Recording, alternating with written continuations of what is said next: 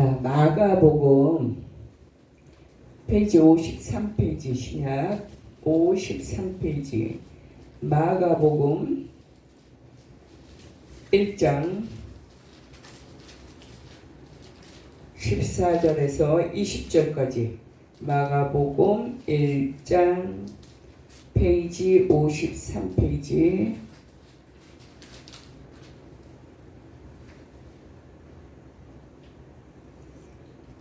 14절에서 1장 14절에서 20절까지 한 절씩 교대로 읽겠습니다.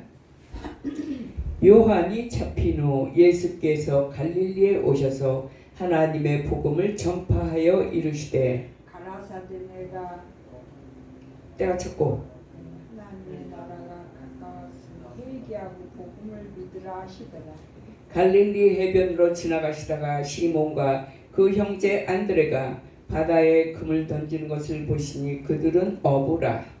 예수께서 가라사대 나를 따라 오라. 내가 너희를 사람을 낚는 어부가 되게 하리라 하시니 곧 그물을 버려두고 따르니라. 조금 더 가시다가 세베대의 아들 야고보와 그 형제 요한을 보시니 저희도 배에 있어 그물을 젓는데 함께 곧 부르시니 그 아버지 세베대를 품꾼들과 함께 배에 버려두고 예수를 따라가니라. 아멘. 할렐루야. 잠깐 기도할게요.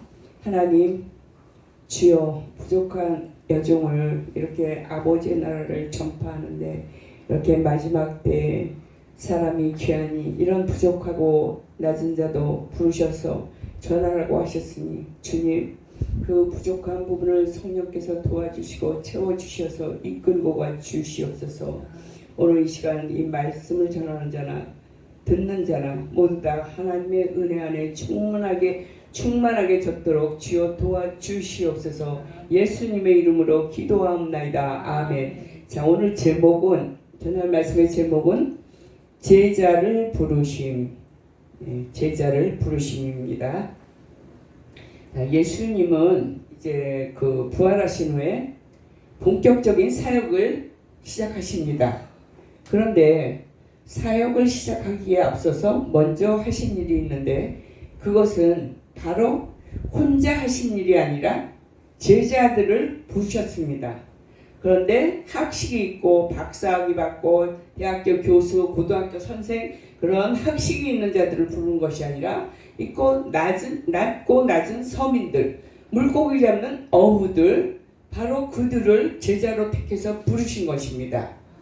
그런데 우리가 보통 스승 밑에 들어가서 나 당신의 제자가 되기 원합니다 하면 제자가 이제 선생님을 찾아가서 보통 부탁을 하는 것이 그 예의이잖아요. 근데 예수님은 반대로 주님이 먼저 우리를 찾아오셨습니다.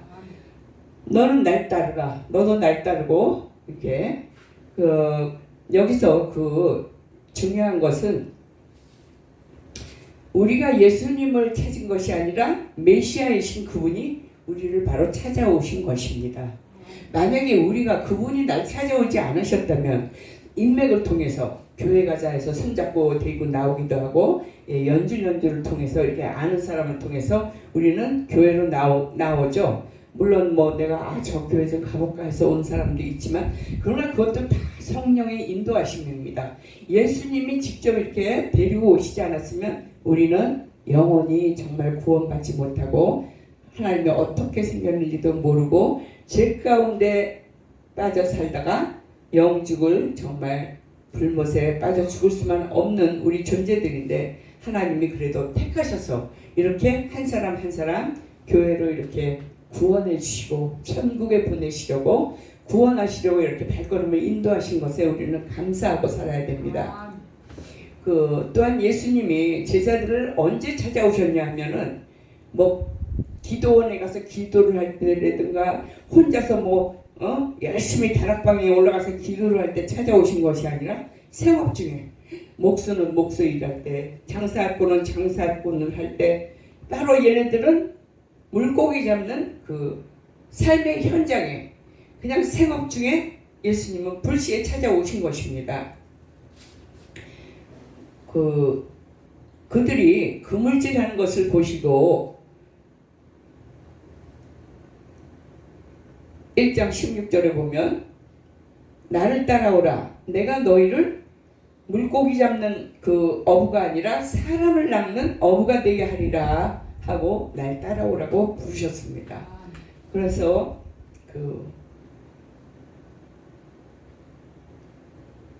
예수님은 12제자를 두셨는데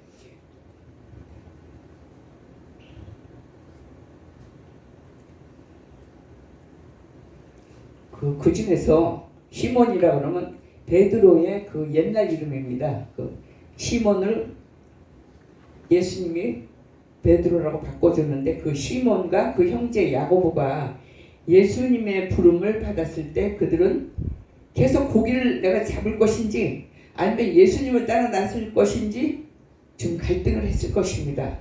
그러나 결국 그들은 그 그물을 던져버리고 예수를 따라 나섰습니다. 인생은 누구를 만나느냐에 따라서 인생의 방향과 삶의 질이 달라집니다. 인생의 가장 큰 축복은 우리가 예수님의 부르심을 받았다는 사실입니다.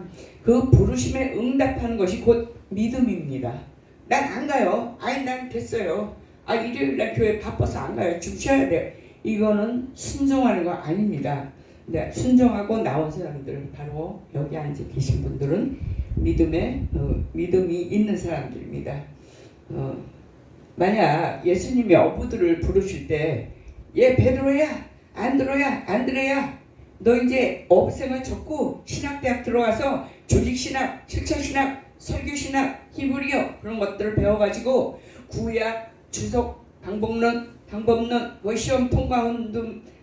시험 통과한 다음에 성경 한 109절은 암송하고 전도 폭발 훈련하고 목회 실습 마친 뒤에 목사 안수 받고 나랑 같이 일하자. 만약에 그때 당시에 예수님이 이렇게 말씀하셨다면 그이들이 어부 잡던 사람들이 그렇게 따랐을까요? 다 내 돈 나 안 가요 그러고 예수님이 안 따랐을 거예요. 그러나 예수님께서는 바로 그 어부들의 언어로 말씀하신 것입니다. 내가 너희를 사람을 낚는 어부가 되게 하리라. 물고기 낚는 어부가 아니라 사람을 낚는 어부가 되게 하리라. 바로 예수님의 특기이자 진정한 그 사랑이셨습니다. 그들은 고민하지 않고 그물을 팽개치고 예수님을 따랐습니다. 또한 야고보는 자기 아버지와 그 품꾼들 그 배를 버려두고 따라 나섰어요. 그 제자로 나선 이들은 생계 수단이었던 이 모든 것들 그리고 부모마저도 버리고 주를 따라 나섰습니다. 1장 14절에 보면 요한이 잡힌 후 예수께서 갈릴리에 오셔서 하나님의 복음을 전파하여 이르시되 때가 찼고 하나님의 나라가 가까이 왔으니 회개하고 복음을 믿으라. 바로 오늘 말씀은 하나님의 나라가 가까이 왔다고 선포하시는 것입니다. 하나님의 나라를 받아들이는 데 필요한 것은 두 가지, 곧 회개와 믿음입니다. 회개라는 것은 누가복음 9장 23절에 보면 이런 말씀이 있습니다. 누구든지 나를 따르려면 자기를 부인하고 날마다 제 십자가를 지고 나를 따를 것이니라. 자기를 부인하라는 것은 바로 나의 그 옛 습관, 나의 자아, 나의 죄성, 그죠? 자기 자신이 다 알 거예요. 나 이런 걸 고쳐야 되는데 못 고치고 있어요. 계속해서 그런 거를 일시에 버릴 수 있는 그 나의 죄성을 다 버리는 것이 바로 그 회개입니다. 버리고 그 영적인 차원에서의 그 버림이죠. 나를 버리라는 게 바로 영적인 자기 부인을 하고 자기 십자가를 지고 나를 따르라는 것이죠. 바로 하나님 나라를 향해 삶의 방향을 바꾸는 것이 회개입니다. 그래서 예수님의 그 제자가 된다는 것은 예수님께 일어난 그 하나님의 통치하에 내 모든 일생을 다 맡긴다는 그러한 뜻입니다. 예수님의 제자가 된다는 것은 현재만 아니라 죽음 이후에 벌어질 그 모든 나의 모든 미래까지도 완전히 주님께 내가 맡기고 의지한다는 그런 뜻입니다. 이것이 곧 믿음이라는 것입니다. 왜냐하면 하나님께서 그 예수 그리스도를 통해서 구원의 길을 열어주셨기 때문입니다. 우리는 예수님 한 분에게만 순종함으로 모든 것으로부터 자유로워질 수 있습니다. 예수님을 향한 그 믿음이 깊어질수록 우리의 자유함은 더 커지는 것입니다. 이것을 아는 사람은 나를 따르라는 예수님의 부르심 앞에 모든 것을 버려두고 예수님을 따라갑니다. 저 미국의 그 유명한 칼 아이들먼이라는 목회자가 말합니다. 당신은 예수님의 팬입니까? 아니면 제자입니까? 당신은 제자예요? 팬이에요? 팬입니까? 팬은 뭐예요? 멋있다! 할렐루야! 근사해! 원더풀! 최고야!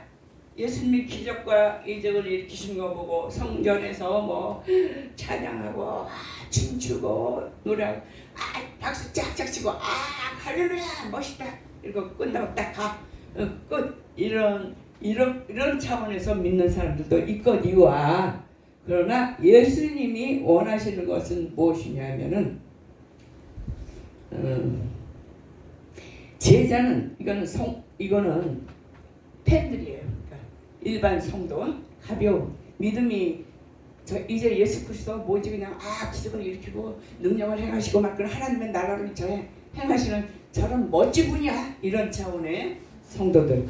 근데 제자는 제자가 되면 와서 죽으라는 거예요. 날 죽으라는 거 목숨을 죽으라는 게 아니라 내 자아를 쳐서 죽이라는 거예요. 내 모든 죄성, 악성, 내가 이런 악한 것이 있구나.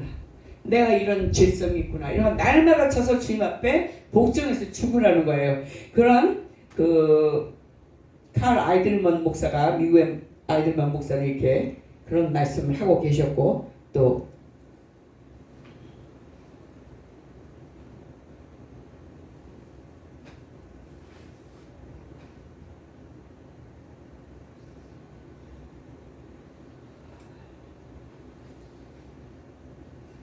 독일에 제가 어제 막 하루에 다 하느라고 막 이거 더 읽어보고 와야 되는데 더 많이 읽어보고 와야지 이게 입에 배는데 좀 부족해서 이렇습니다. 헤매요.